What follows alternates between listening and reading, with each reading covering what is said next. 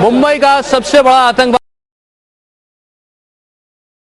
हमला, इसको अब तक आप कह सकते हैं। 9 जगहों पर वारदात, 9 जगहों पर यह आतंकवादी हमले, फायरिंग और इसके अलावा ब्लास्ट भी, दोनों एक साथ। कई जगहों पर AK-47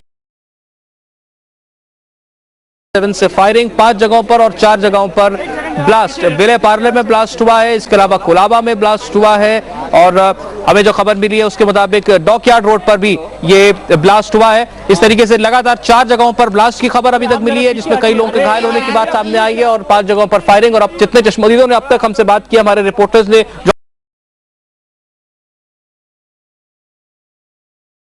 आंखों देखा हाल अब तक बताया, उसमें कई जगहों पर लोगों की जान भी गई है, ये बात भी लोग बता रहे हैं। अभी तक आधिकारिक तौर पर ऐसी कोई बात सामने हालांकि नहीं गई। पुलिस की तरफ से सारा ध्यान इस वक्त पुलिस का इन वारदातों को कंट्रोल करने में, सख्ते में आ गया। पूरा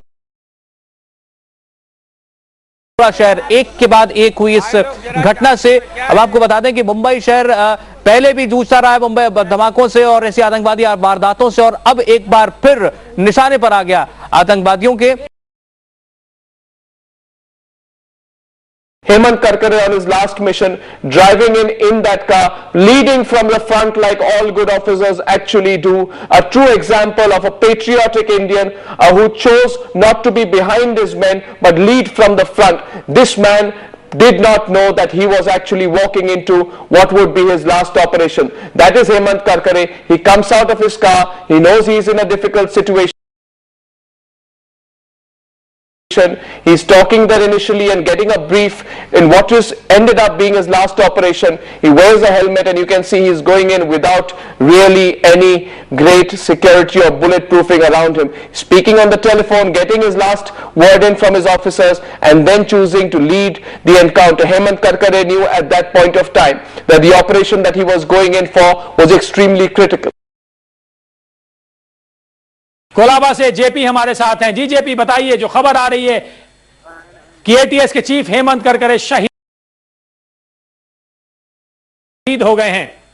बिल्कुल संजीव, बहुत बुरी खबर है ये, और इस पूरी खबर के बारे में मैं आपको बताऊं, खुद ATS के जो PRO हैं दिनेश अग्रवाल, उनसे हमारी बात हुई। उन्होंने कहा कि हेमंत करकरे इज नो मोर। वो क्रॉस फायरिंग में मारे गए। बॉम्बे हॉस्पिटल ले जाया जा रहा था, उनको 3 गोलियां लगी थी और हॉस्पिटल ले जाने के पहले ही जो है उनकी मौत हो गई। इसके अलावा एक खबर यह है कि विजय सालस्कर जो इनकाउंटर स्पेशलिस्ट भी हैं, एंटी एक्सटॉर्शन सेल के मुखिया भी हैं, उनकी भी इस मामले इस पूरे क्रॉस फायरिंग में मौत हुई है और additional police commissioner Ashok Kamte की करीब आधे घंटे पहले मौत हुई थी। ब्लास्ट का जो आखिरी आरोपी थे उनको पकड़ा, उनको बिल्कुल वो कड़ी को तोड़ने की कोशिश की, तो बहुत बड़ा एक धक्का बैठ सकता है ये सारे ब्लास्ट के जो इन्वेस्टिगेशन में। और मुंबई के एक बहुत वरिष्ठ अफसर की जान चली गई, ये बहुत दुख की बात है इस पूरे घटना। विजय, चीफ करकरे उस वक्त कहाँ मौजूद थे, कैसे वो घायल हुए, इस बारे में जानना चाहेंगे। जी, कहा जा रहा है कि करकरे मेट्रो में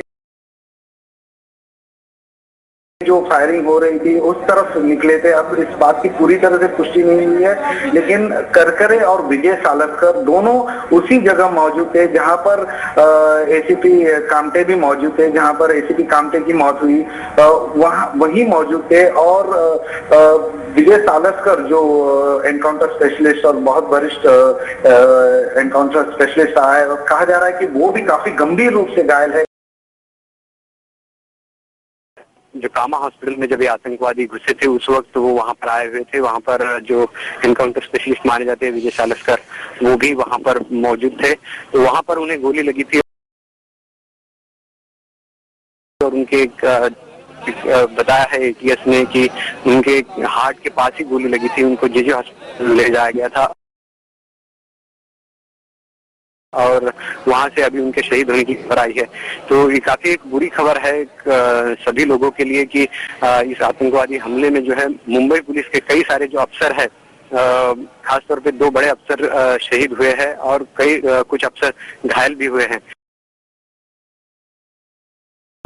फिलहाल ताजा खबर हमारे पास ताज होटल से ये कि अंदर जो हमला हुआ, अंदर जो फायरिंग हुई, उसमें 3 लोगों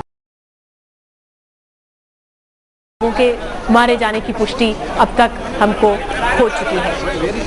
3 लोग अपनी जान गंवा चुके हैं ताज होटल के अंदर हुई फायरिंग में।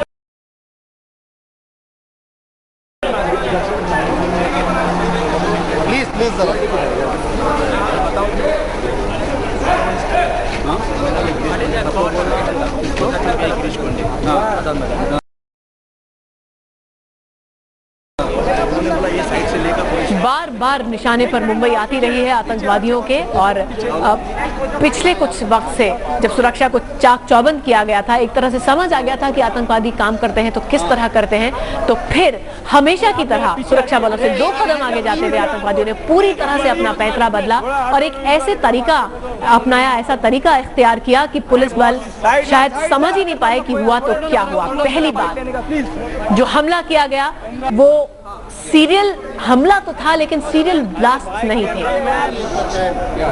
ये हाई इंटेंसिटी ब्लास्ट भी नहीं थे। शुरुआत हुई